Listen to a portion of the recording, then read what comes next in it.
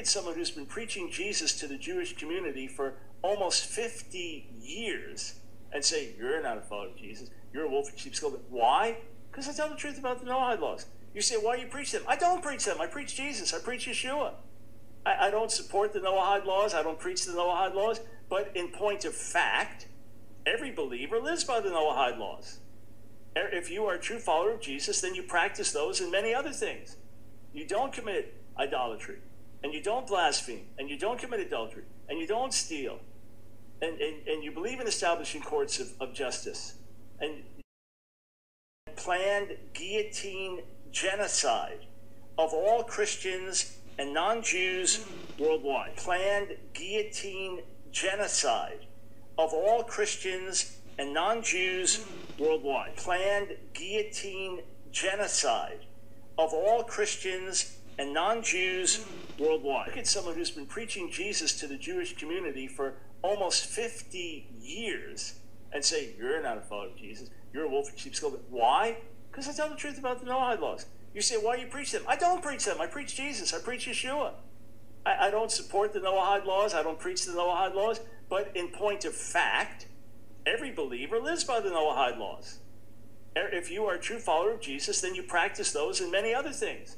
You don't commit idolatry, and you don't blaspheme, and you don't commit adultery, and you don't steal, and you believe in establishing courts of justice. And would affirm, yeah, you shouldn't commit adultery, you shouldn't steal, you shouldn't blaspheme God, etc. All right, you should establish courts of law. That's all good. Would affirm, yeah, you shouldn't commit adultery, you shouldn't steal, you shouldn't blaspheme God, etc. All right, you should establish courts of law. That's all good. Heresy thinking, that is.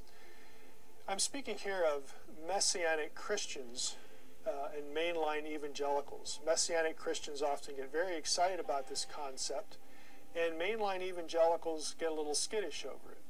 Now, if you're in one of those groups, again, you might be missing something.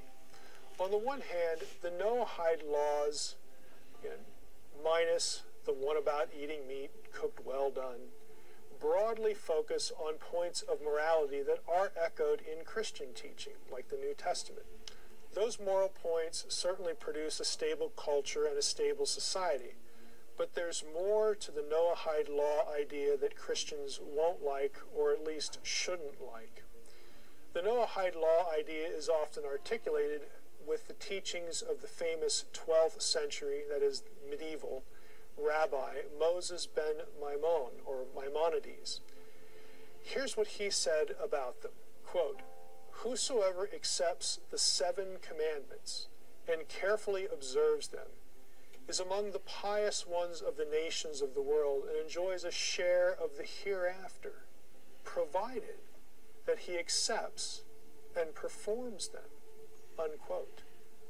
A biblical scholar, Nahum Sarna, comments on this excerpt from Maimonides that we just read. Sarna writes, quote, "Maimonides then goes on to stipulate that if a non-Jew practices these commandments solely for philosophic reasons, he would not be considered among the pious Gentiles who merit a share of the hereafter," unquote. Now, if you're a Messianic believer, Messianic Christian, or broadly an evangelical Christian, and you have a fondness for Jewish things, you might not want to get too enthused about the Noahide laws, because what I just read was a serious shot at your core beliefs. The Noahide law idea is teaching salvation through law-keeping.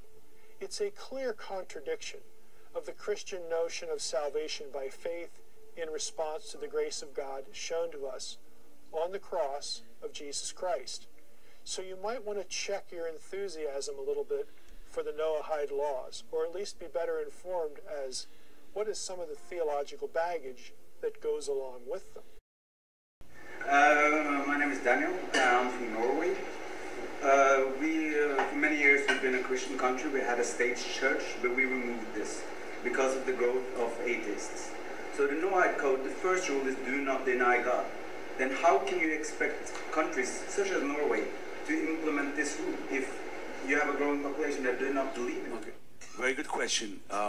In America, there was this challenge because the separation of church and state, meaning that the government cannot, it's freedom of religion, and the government cannot impose any religion on any people. And if you want to go to a church, a mosque, and then I argue that, by the way, marriage shouldn't be imposed.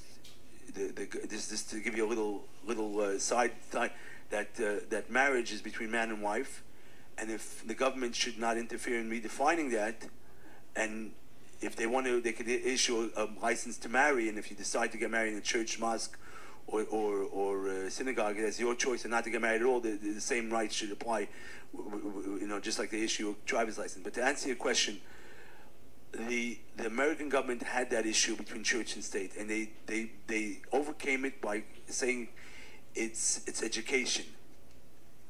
Obviously, if you're going to say there's no God, one of the first laws is to believe in God. There's a famous saying: "There's no atheist in a foxhole." Even though they tried to. The issue of having a church controlling the government was very dangerous, because like you see what's going on in the Middle East or what happened in Europe is dangerous, because then you don't have freedom of religion. You have one religion, that's all. If you don't dance to their party, you're out on a stake or somewhere. But the point is, they overcame it in America by having it promoted as education and so on. It doesn't have to say it's respect God. It doesn't have to say you have to pray to in a church or in it says respect the higher authority. But I think if they overcame that issue in America with church and state, I think the same issue could be overcome in Norway. And I welcome you to present it, and at least to see if this is an issue.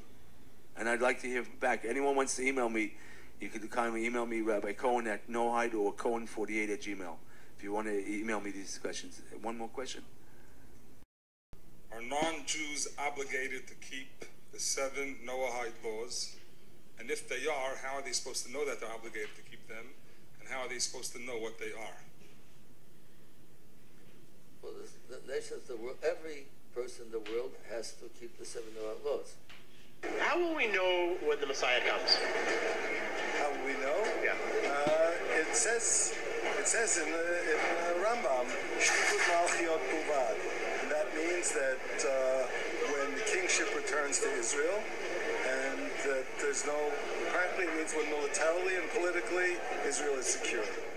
Building the 3rd temple, then everybody will prosper, because this is what this temple is for the whole world.